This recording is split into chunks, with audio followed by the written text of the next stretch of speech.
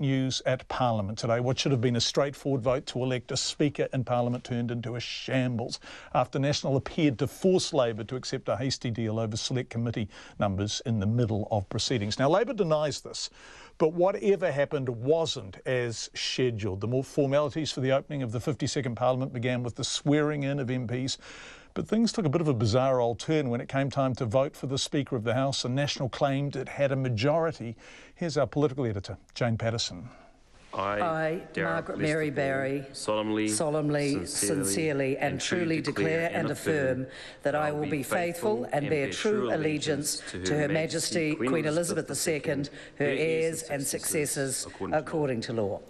It was all going so smoothly with MPs across the House being sworn in, but things went awry when Trevor Mallard was nominated for Speaker, with National spying a chance. Ruth Dyson. I nominate Honourable Trevor Mallard as Speaker of the House. Point of order, Jerry Brownlee. Mr Acting Speaker, I wonder if you might forestall things for a few moments while a little bit of organisation takes place. If there is not to be the case, then clearly would proceed with perhaps a different result than anticipated. With 5 government MPs absent and therefore not sworn in, National saw an opportunity to put one of its own MPs up for Speaker, claiming a majority in the House.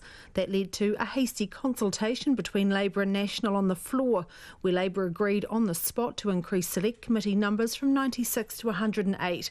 National had criticised the move to reduce the numbers, despite it being happy with the agreement when it supported it in the last Parliament. Its leader, Bill English, says Labor was just shown up by what happened in the House.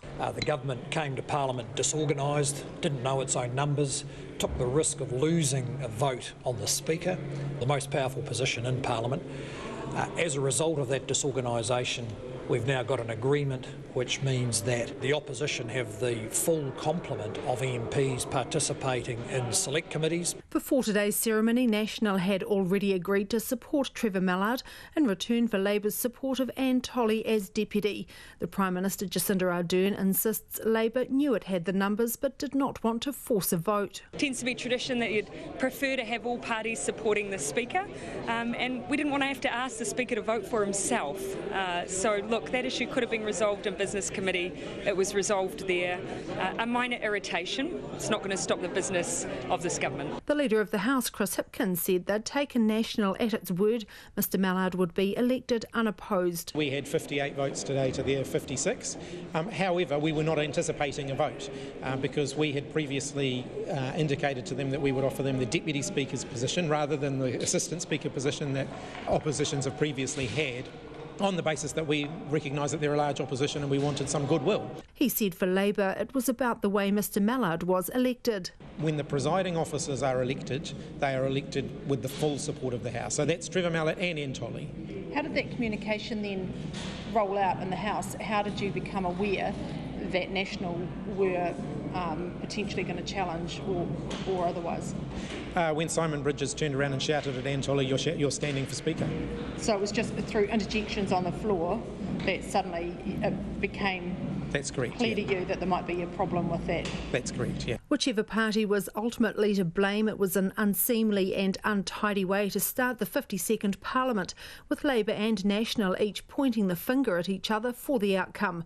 But in the end, National got its way, and now all of its MPs will have select committee places. This also means government ministers outside of Cabinet will sometimes have to sit on select committees to maintain the majority they have on only 5 of the 12 committees. From Parliament for Checkpoint, Jane Patterson.